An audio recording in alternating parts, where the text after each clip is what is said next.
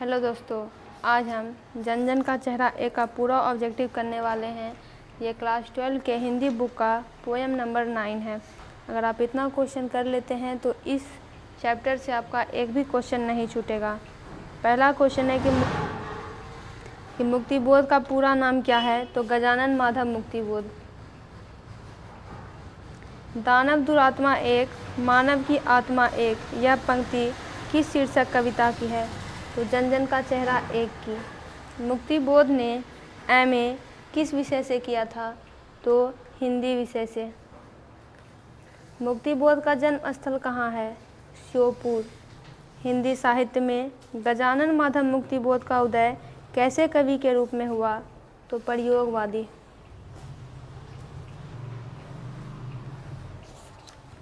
काठ का सपना किसके द्वारा लिखी गई है? मुक्तिबोध के द्वारा।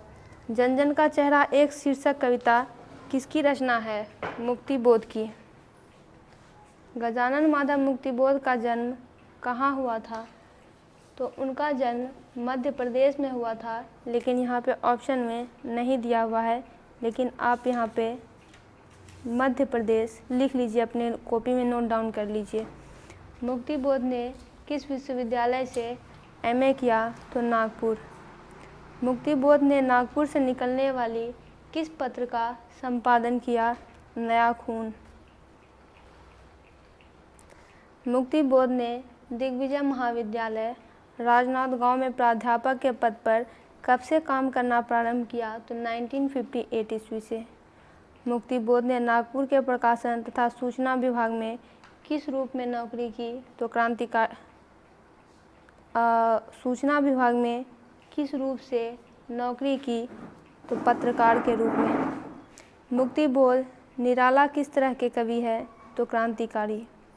मुक्तिबोध के कविता संग्रह का नाम क्या है? तो चांद का मुंह टेढ़ा है। नील नदी, अमेजन, मिसौरी में वेदना से गाती हुई बहती बहाती हुई जिंदगी की धारा एक, यह पंक्ति किस शीर्षक कविता से है? तो जन जन का चेहरा एक से। आगे है, मुक्तिबोध के अनुसार ज्वाला कहाँ से उठती है? तो जनता से।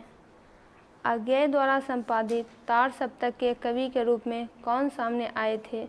तो मुक्तिबोध।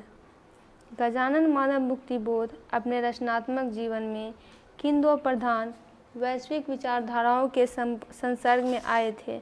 तो अस्तित्ववाद एवं मार्क्सवाद के। किन्होंने प्रायः लंबी कविताएं ही लिखी? तो मुक्तिबोध ने। कौन सी रचना मुक्तिबोध की है?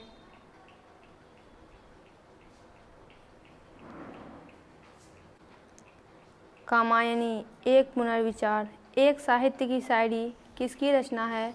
मुक्तिबोध की। मुक्तिबोध के पिता का नाम क्या था? माधवराज मुक्तिबोध। कौन सी रचना मुक्तिबोध की है? चांद का मुंह टेढ़ा है। कौन सी रचना मुक्तिबोध की नहीं है? तो बिहारी पुनर्मूल्यांकन। मुक्तिबोध किस सप्तक के कवि थे? तार सप्तक के। मुक्तिबोध का जन्म कब हुआ था? 13 नवंबर 1917 को। मुक्तिबोध की मां का नाम क्या था? पार्वती बाई। मुक्तिबोध ने किसका संपादन किया? नया खून का। कौन सी कृति मुक्तिबोध की है? चांद का मुंह टेढ़ा है। जन जन का चेहरा एक के रचनाकार कौन है? तो मुक्तिबोध। मुक्तिबोध की कविता का नाम क्या है? जन जन का चेहरा एक। नए साहित्य का सौंदर्य शास्त्र के लेखक कौन है? मुक्तिबोध। कामायनी एक पुनर्विचार के रचयिता कौन है? तो मुक्तिबोध। दोस्तों, इसका पूरा ऑब्जेक्टिव कंप्लीट हुआ। अगर आप इतना ऑब्जेक्टिव कर लेते हैं तो इस चैप्टर से आपका एक भी ऑब्जेक्टिव क्वेश्चन नहीं छूटेगा।